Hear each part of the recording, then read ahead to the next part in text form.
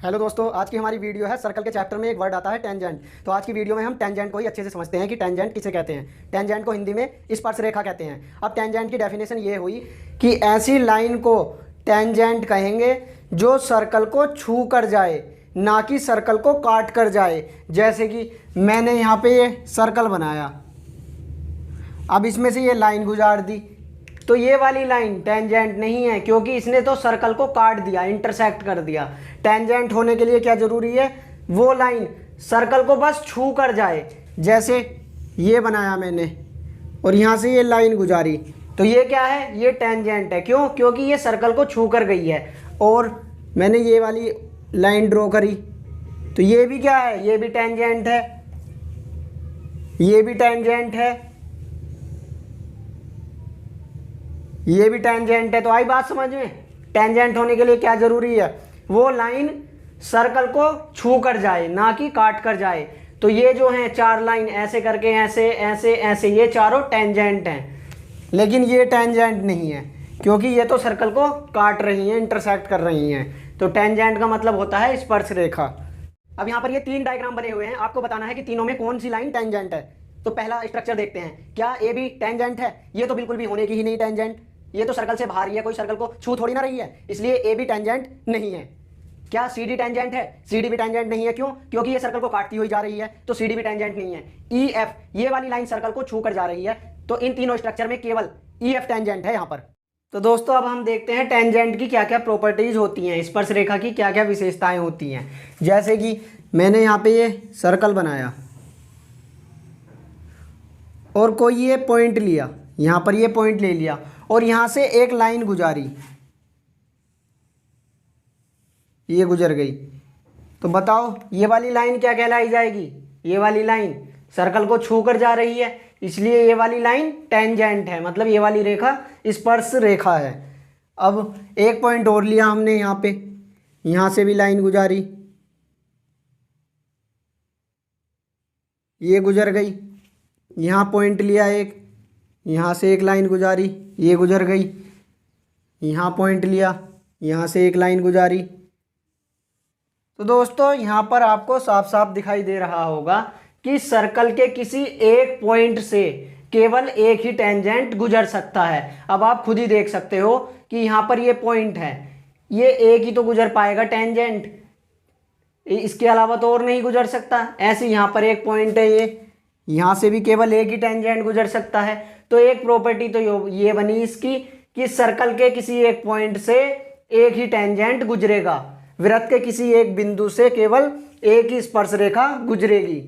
अब दूसरी प्रॉपर्टी, ये सर्कल बनाया हमने, तो सर्कल क्या होता है ये मैं पहले बता ही चुका डेफिनेशन, कि बहुत सारे पॉइंट को एक साथ जोड़ दिया जाता है, काफ़ी सारे पॉइंट का एक साथ कलेक्शन करके हमें ये सर्कल मिल जाता है।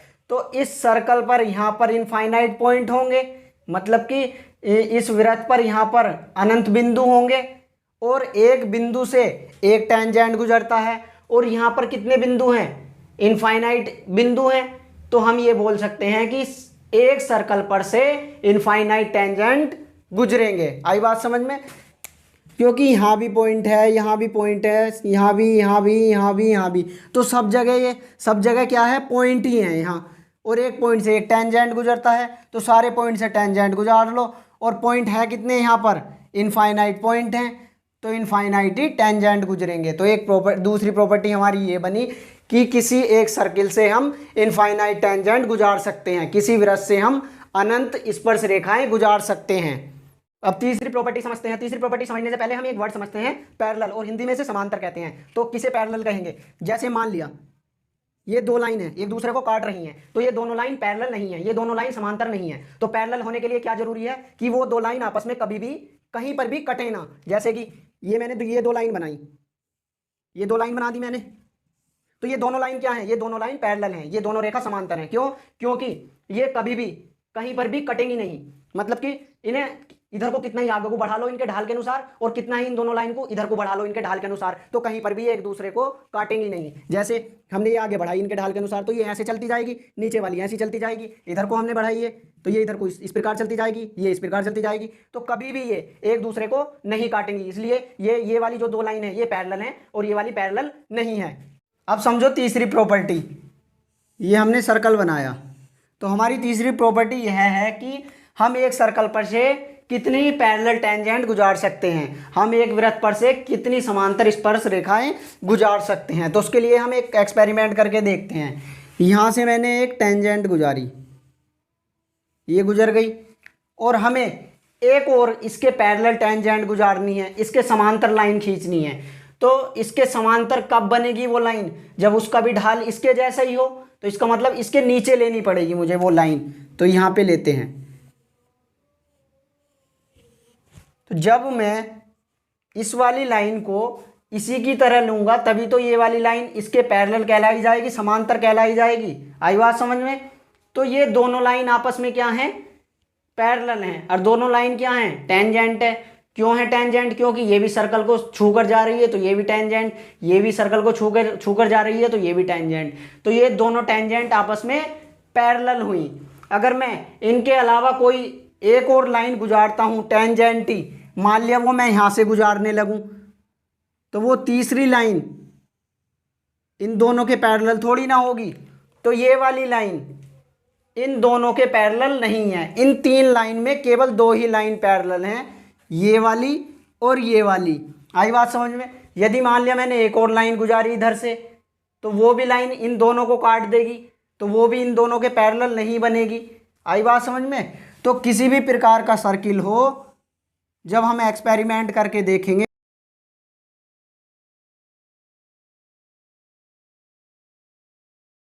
चाहे कैसी सर्किल बना लो, ये बना लिया हमने, किसी भी ढाल से हम टेंजेंट गुजार सकते हैं। ये हो गया। अब आप खुद देख सकते हो कि क्या रिजल्ट निकल कर आ रहा है। तो चारों डायग्राम को देखकर हम ये बोल सकते हैं कि एक सर्कल पर से हमेशा केवल दो ही पैरेलल टेंजेंट गुजरेंगी, मतलब एक वृत्त पर से हमेशा केवल दो ही समांतर स्पर्श रेखाएं गुजरेंगी। अब हम देखते हैं नेक्स्ट प्रॉपर्टी। तो ये हमने सर्किल ड्रॉ करा, ये हो गया। तो एक वर्ड होता है point of contact. Point of contact का क्या मतलब हुआ, इसका सिंपल सा मतलब है जहां पर कोई लाइन सर्कल को छू कर जाएगी वो वाला पॉइंट ऑफ कांटेक्ट कहलाया जाएगा। आई बात समझ में। जैसे कि ये वाली लाइन है, इस लाइन ने इस सर्कल को कहां पर छुआ है, यहां पर छुआ है, तो ये वाला पॉइंट क्या हो गया, ये वाला पॉइंट ऑफ कांटेक्ट हुआ। तो हिंदी में ये मतलब हुआ कि ऐसा बिंदु जहां पर रेखा और वृत्त का मिलान हो जाए, ऐसे बिंदु को पॉइंट ऑफ कांटेक्ट बोलते हैं। आ गई बात समझ में। ऐसा पॉइंट जहां पर सर्कल और लाइन का आपस में कांटेक्ट हो जाए वो पॉइंट ऑफ कांटेक्ट कहलाता है। जैसे कि मैंने ये लाइन गुजारी यहां से, तो ये लाइन इस सर्कल को छू रही है, तो सिंपल सी बात है जब सर्कल को छू रही है ये लाइन, तो ये लाइन क्या कहलाई जाएगी, टेंजेंट कहलाई जाएगी। लेकिन कहां पर छुआ है, कहां पर इस लाइन और सर्कल का मिलान हुआ आपस में, वो इस पॉइंट पर हुआ है, तो ये वाला पॉइंट कहलाया जाएगा पॉइंट ऑफ कांटेक्ट इस वाली फिगर में। तो मैं रेडियस लाता हूं, रेडियस ड्रॉ करता हूं पॉइंट ऑफ कांटेक्ट तक। तो ये मैंने रेडियस ले ली, तो रेडियस को ले आया इस पॉइंट ऑफ कांटेक्ट तक, तो इस सेंटर से यहां तक ये रेडियस कहलाई जाएगी। तो प्रॉपर्टी हमारी यह है कि टेंजेंट हमेशा सर्कल की रेडियस के परपेंडिकुलर होता है, स्पर्श रेखा हमेशा वृत्त की त्रिज्या के लंब होती है। अब परपेंडिकुलर या लंब का क्या मतलब हुआ, दो लाइन को परपेंडिकुलर हम तब कहेंगे जब उन दोनों लाइन के बीच में आपस में 90 डिग्री का एंगल बनेगा।